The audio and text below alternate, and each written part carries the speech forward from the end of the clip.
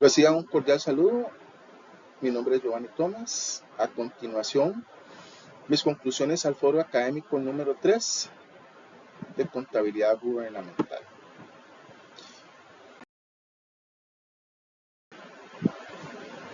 En este foro vamos a hablar, o se habló, de cuál es la estructura de grupos institucionales en el sector público no financiero, el plan de cuentas general del sector público no financiero, cuál ha sido el proceso de implementación de las normas internacionales de contabilidad en el sector público, cuándo deben de estar implementados las normas internacionales de contabilidad para el sector público en Costa Rica, y vamos a indicar cuál es el proceso para la elaboración de los estados financieros consolidados en el país.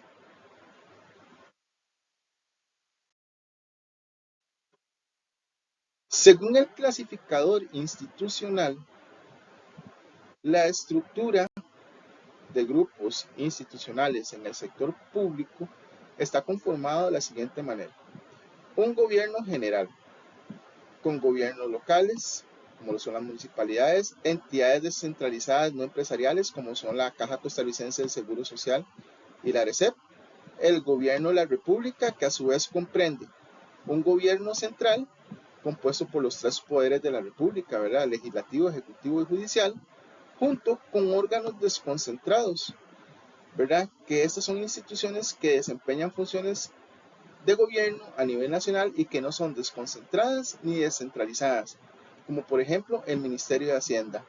Tenemos también órganos desconcentrados como lo son el CONAVI, el COSEBI y el CONAPAN. Instituciones descentralizadas no empresariales como el PANI y la PROCOMER. Gobiernos locales como son las municipalidades. Empresas públicas no financieras que se subdividen en nacionales como son el INCOFER y JAPDEVA, y municipales como son la JASEC y la Empresa de Servicios Públicos de Heredia.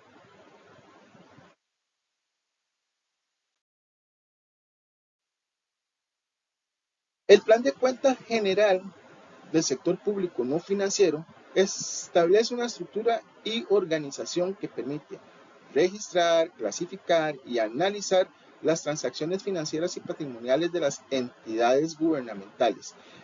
Esto lo hacen de manera coherente y sistemática, lo que permite la elaboración de los estados financieros para una mejor toma de decisiones.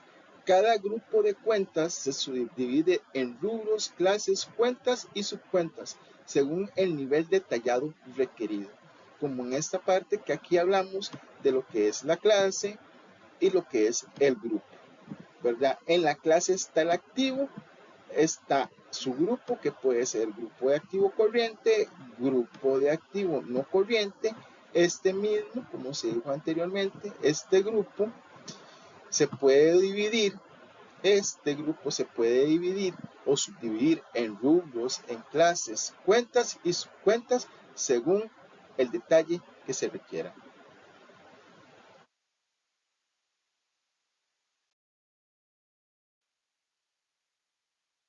En esta parte considero sumamente importante, ¿verdad?, hablar de cómo empezó, o sea, cuál fue el proceso de implementación de las normas internacionales de contabilidad para el sector público. Esto acá ha sido sumamente importante, o fue sumamente importante, el establecimiento de la ley 8131, ya que esta indica que las normas internacionales de contabilidad para el sector público se deben implementar a partir del 1 de enero del 2012. Esta situación no se dio debido a que en diferentes fechas se decretaron o se establecieron decretos ejecutivos para que cambiaban la fecha o la postergaban. Esto debido a cierto tipo de situaciones que presentaron algunas empresas y que no podían llegar y adaptar, digamos, lo que eran sus políticas contables a la normativa. Algo muy importante en esta parte es la aprobación en el 2018 de lo que es la ley 9635, ley de fortalecimiento de las finanzas públicas. Esta ley busca mejorar la situación de las finanzas del país, y también esta ley, ¿verdad?, establece la obligación de las entidades del sector público para implementar las normas internacionales a partir del 31 de diciembre del 2023.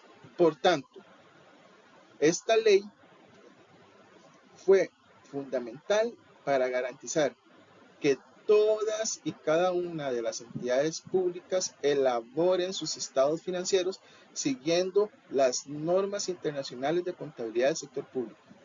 Esto va a permitir una mejor toma de decisiones y una mejor rendición de cuentas.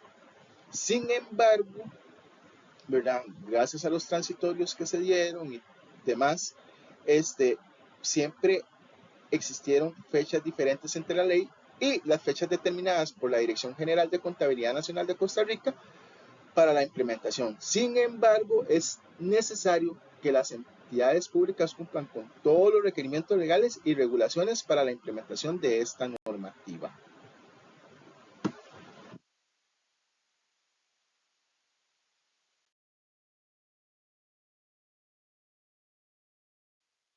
¿Cuándo debe de estar implementado las normas internacionales de contabilidad en el sector público en Costa Rica y cuál va a ser el detalle de esas fechas? Bueno, si nos basamos en la normativa, la implementación de estas normas internacionales de contabilidad en el sector público en Costa Rica, podemos decir que es un proceso que se rigió por varias normativas y transitorios, ¿verdad? Sin embargo, se dice que para el primer día hábil de enero del 2023 ya se debe cumplir con la implementación de las normas internacionales de contabilidad. Todos los entes contables deben cumplir con todas las normas y políticas contables para poder emitir una declaración formal donde indiquen que están cumpliendo con la normativa.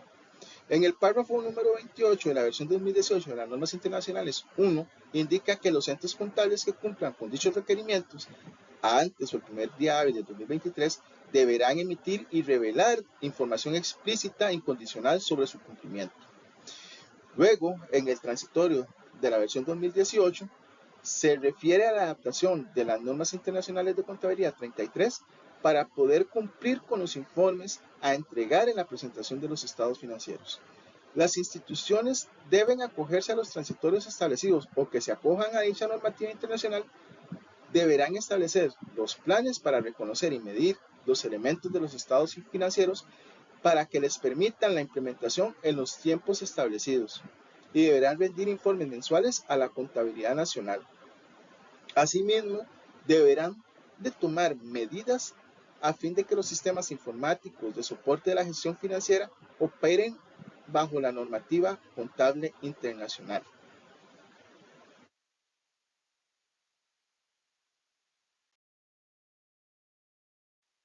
Por último, pero no menos importante, vamos a hablar de un poquito de se habló un poco de lo que fue el proceso para elaborar los estados financieros consolidados. En esto, lo primero que se tiene que hacer, o lo primero que se hace, es solicitar a las instituciones públicas los estados financieros para verificarlos, ¿verdad? La calidad y la precisión de los estados financieros depende de la información que brinden las entidades que entregan dicha información.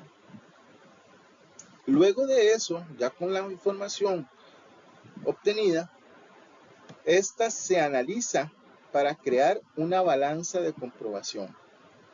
¿Qué es lo que hace esta balanza de comprobación? Ok, esta balanza lo que hace es verificar la exactitud de los datos, ¿verdad? Para asegurar que todos los débitos y los créditos estén equilibrados. Ya una vez verificado y corroborado todo, se procede a hacer la realización de los asientos de eliminación. Estos asientos de eliminación se realizan para eliminar las transacciones de los saldos internos entre las entidades del mismo grupo. Esto es necesario para evitar una doble contabilización. Luego de eso, se elaboran los estados financieros consolidados. Este paso se presenta en la posición financiera, el rendimiento financiero y los flujos de efectivo del gobierno general, gobierno de la república, la administración central y el sector público. Todo esto como una sola entidad. Y ya por último, ¿verdad? Está la información o se redactan las notas contables. Esto proporciona información adicional a los estados financieros consolidados y ayudan a los usuarios a entender mejor la posición financiera y rendimiento que tienen las entidades costarricenses. Estas notas pueden incluir detalles sobre las políticas contables, los juicios, las estimaciones utilizadas y la desagregación de ciertos elementos de los estados financieros. Con esto me despido. Muchas gracias.